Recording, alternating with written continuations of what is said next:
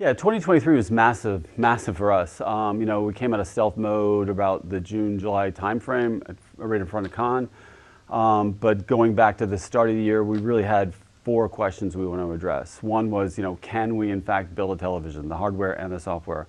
The second question was, will consumers want a free television? Because that's our business model. We give it away for free and advertisers pay for it. In an environment where you can buy TV for nothing, $200, will they sign up for a free TV? The third question is, will they use it?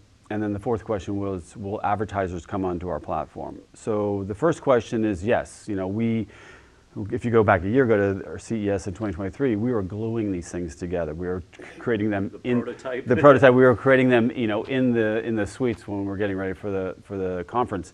And since then, we have now thousands of them in the wild. So we can build a TV, the hardware and the software. Will consumers adopt or sign up for a TV? We have hundreds of thousands of people on a wait list right now, so yes. So the answer, one, yes, tick box one, tick box two. And then will they use it was the third question. And what we're seeing now is we're seeing close to 10 hours a day. For 80% average daily usage, 10 hours a day. The top, as you know, it's a dual screen TV. You have a 55-inch TV on the top. You have a sound bar underneath. And then you have a second screen that acts like a tablet where we have widgets where you can do the news, the sports, the weather update, and then we sell some advertising on the bottom. But consumers are using this 10 hours. They're watching television on a theater display like they would normally. And they're watching that for 4 or 5 hours a day, and then they keep they'll turn the top screen off and they'll keep the second screen on. And it acts like a tablet where they get news and sports updates. Can you give us any numbers on how many TVs you distributed in the first year? I remember initially it was going to be in the tens of thousands, right?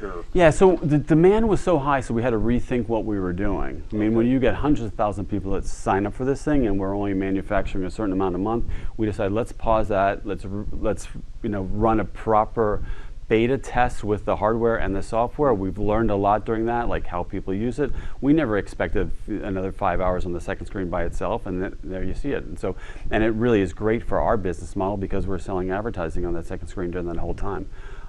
So what we're doing right now is we're raising money. We're in the market to raise some capital, and we're going to really accelerate our production in the second half of the year. Oh, wow.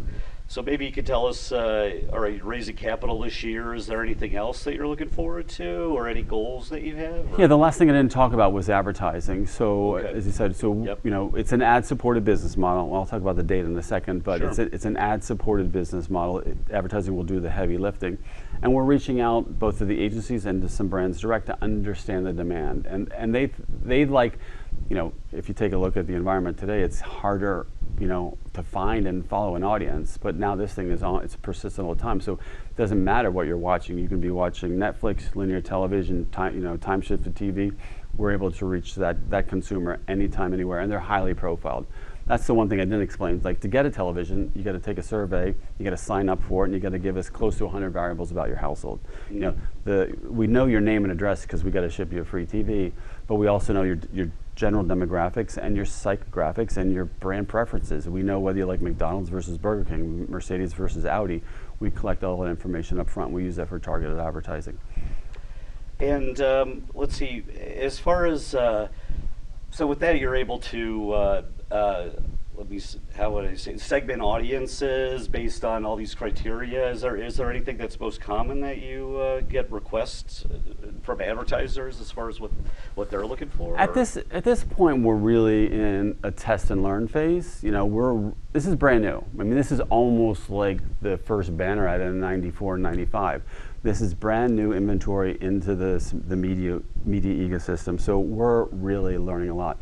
We're learning how traditional TV advertising works with the second screen. So we have the capability of making up a national ad for Tier 1 auto. Audi is up here, beautiful car down Route 1 in California like they all do.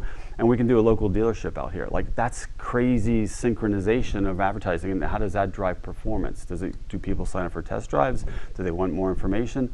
So we're really right now in the test and learn phase so that when we do scale, we can not only apply the learning in our ad platform, but also against the general media. No, I think it's a fascinating business model you have. I mean, you've probably heard that saying in Silicon Valley that hardware is hard.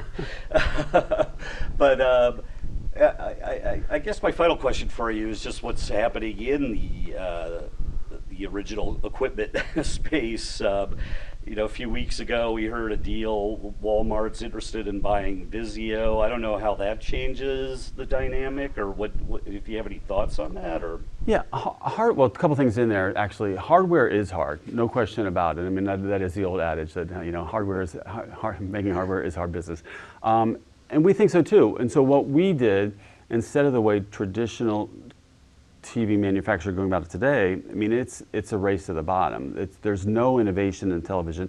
We went the exact opposite direction.